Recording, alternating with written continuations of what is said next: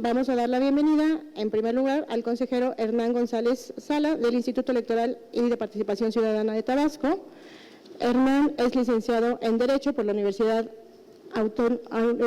Juárez Autónoma de Tabasco y actualmente consejero electoral del Instituto Electoral y de Participación Ciudadana de Tabasco. Adelante, consejero, por favor. Ahí está. Todavía que no corra el reloj, por favor, hasta que no funcione bien. Muy buenos días a todas, todos, todes. Para mí es un placer encontrarme el día de hoy aquí en este importante evento. Yo creo que es muy acertado por parte del amigo consejero Miguel en organizar estas importantes pláticas. Agradezco al Instituto Electoral de Puebla, a su presidenta, la maestra Blanca, por todas las atenciones y para ir aprovechando el tiempo. Bueno, hace unos meses atrás yo hice un compromiso en Sonora, les dije de que Tabasco había encontrado una solución para cómo resolver estos complejos cómputos que atienden a diversos factores, Quiero iniciar con esta frase: la satisfacción de ver materializado lo que visualizaste y que funcionó tal como lo imaginaste. Así creo yo que comenzó todo cuando comenzamos a analizar cómo iba a venir la boleta, cómo iban a venir tantas candidaturas y pues obviamente íbamos a tener las primeras boletas paritarias, que yo creo que ya las elecciones no van a volver a ser como eran antes a partir de esta elección judicial.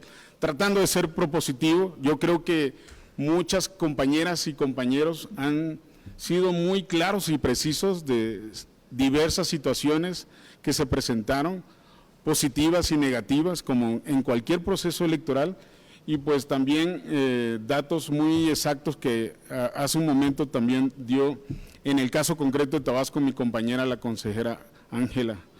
En ese sentido, quiero ser agradecido. Aquí el héroe de la película, en el caso de Tabasco, lo quiero decir, fue nuestro titular del área de la UNITIC.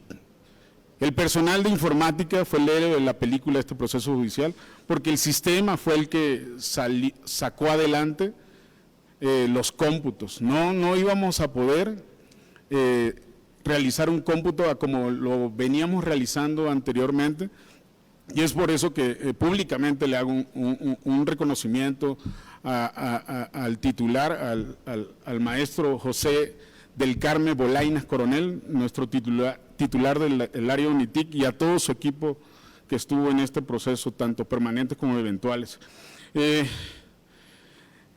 Una de las preguntas que todos nos hicimos es que trabajamos los soples separadamente, esto atendiendo a diversas características que tienen la estructura de los poderes judiciales. Ya de ahí ya había una problemática que resolver, es por eso que lo digo respetuosamente, pero si analizamos objetivamente la información que se generó en los 19 OPLES, hay de chile, mole y manteca, de la forma que se realizaron. Yo creo que necesitamos ir homogenizando y viendo cuáles fueron las mejores prácticas para obviamente ir compartiendo esa información con los OPLES que quedaron pendientes en realizar sus cómputos. Que he escuchado también con mucha atención que algunos OPLES están mencionando, fuimos los primeros en terminar los cómputos, hace un momento lo dijo el presidente Neri de Sonora. Les traigo una respuesta. En la forma en que pueden terminar rápidamente unos cómputos, atienden a diversos factores. Uno, el sistema. Otro, la estructura del OPLE, número de CAELs, que fue una problemática que se presentó en el caso concreto de Tabasco, que ahorita voy a abundar sobre eso. Y la variable más importante, participación ciudadana. ¿Cuántas personas acudieron a la casilla? Que ya sabemos que la media nacional pues no fue tan alta como se esperaba. En ese sentido, Tabasco, hace un momento lo dijeron, estuvimos sobre la media, 14% de participación. Yo les comentaba a mis compañeras, compañeros del Consejo, si hubiéramos tenido una participación alta, nos hubiéramos metido en un problema. ¿Por qué? Porque tardamos hasta 8 días en algunos distritos para concluir los cómputos. Si hubiera habido una participación del 40%, no sé qué hubiera sucedido, hubiéramos estado más de 2 semanas, no sé si presupuestalmente hubiéramos podido soportar estar más días, en el entendido de la gran cantidad de personas que hay que estar apoyando, por mencionar una cosa, alimentos. Bueno, en ese sentido, nosotros decidimos definir cómo se iban a calificar los votos válidos, votos nulos, pero aparecieron las nuevas figuras, la figura de recuadro sin usar, que lo digo respetuosamente, yo no estoy de acuerdo con esa figura, en la ley no existe un recuadro sin usar, la ley es muy clara que cuando dice que con una boleta está en blanco, o no utilizan el ciudadano, la ciudadana, el poder votar, es un voto nulo, pero pues obviamente allá se decidió que la boleta en blanco se iban a contar como votos nulos y aquellas boletas que tuvieran algunos números, pero tuvieran recuadros en blanco, se iban a contar para recuadros sin usar. En ese sentido, estaba medianamente de acuerdo, pero había una boleta que, a diferencia de las demás, tenía 4 especialidades. Hace un momento mi compañera la mostró, es la de juezas y jueces por especialidad. Estaba en materia civil, penal, familiar y laboral. Yo decía que cada recuadro era como una boleta individual. Si no era usada, para mí eran votos nulos y se les dio recuadros sin usar, que desde una perspectiva muy personal fue incorrecto.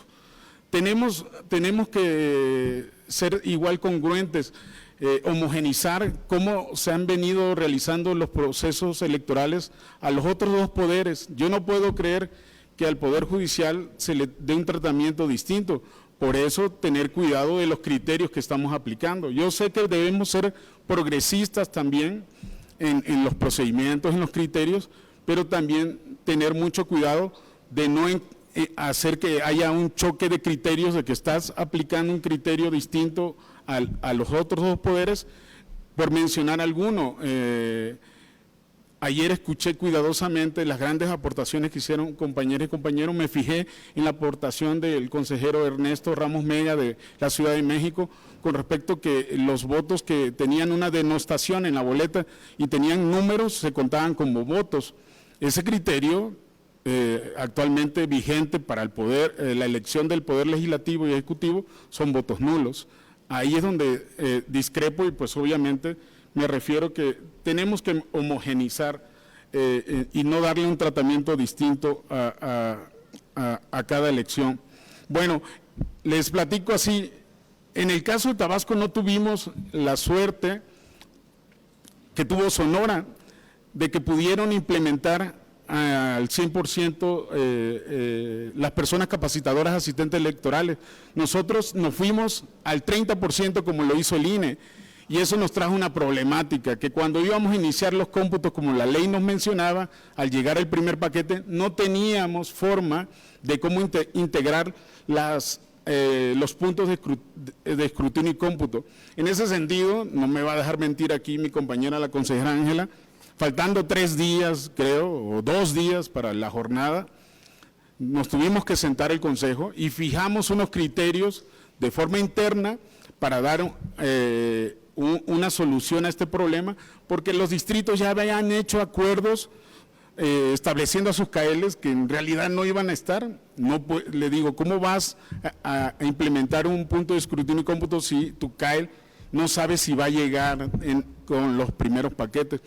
En ese sentido, nosotros le dimos facultades para que acordaran de que iban a poder utilizar a personas de las mesas receptoras de los paquetes electorales una vez que pasaran el pico de la recepción de los paquetes, también que utilizaran a consejerías suplentes y de esa manera fue que pudieron iniciar con una pequeña cantidad de 2 puntos de escrutinio y cómputo. Nuestro inicio de los cómputos fueron muy lentos y en ese sentido pudimos destrabar este asunto. Ahora bien, hace rato tocaron un punto muy importante sobre la observación electoral. Era una de las garantías, más allá de que nosotros estemos haciendo públicos nuestros sistemas de los resultados. Eso es muy peligroso, atendiendo a los contextos distintos que hay en cada entidad. No es lo mismo en una elección, como hace un momento le platicaba a la consejera Elena, en Chiapas, donde se caldean más los ánimos, por decirlo coloquialmente, a una elección en otro estado que pueda estar más tranquilo.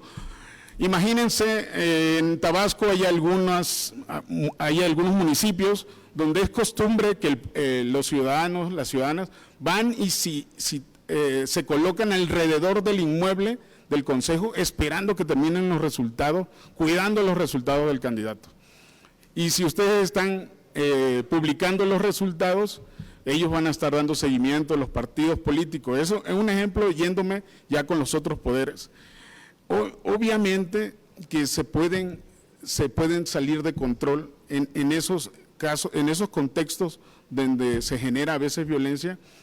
Por eso tenemos que ser muy cautelosos de las conveniencias de la publicación. Yo sé que vamos hacia allá y va a desaparecer el PREPET. Cuando se logre publicar los resultados así, de la llegada de los paquetes, obviamente con las actas, la documentación, pero de las otras 2 elecciones, de los otros 2 poderes, el PREPET, su destino es desaparecer y obviamente nos vamos a ahorrar mucho dinero en la cuestión presupuestal. En ese sentido, quiero decir que sí cumplimos el objetivo de que el sistema era la solución para esta problemática. Realmente los sistemas de cómputo fueron los que nos dieron la salida para salir de este laberinto. Yo veía muy lejos la orilla cuando todavía estábamos remando, pero cuando entró el sistema y nuestro titular nos dijo, ya está, nos mostró de que se podía y que se comportaba, como les platiqué, como una inteligencia artificial que calificaba votos, en ese momento mi alma estuvo en paz y dije, ya cruzamos este mar. Muchísimas gracias.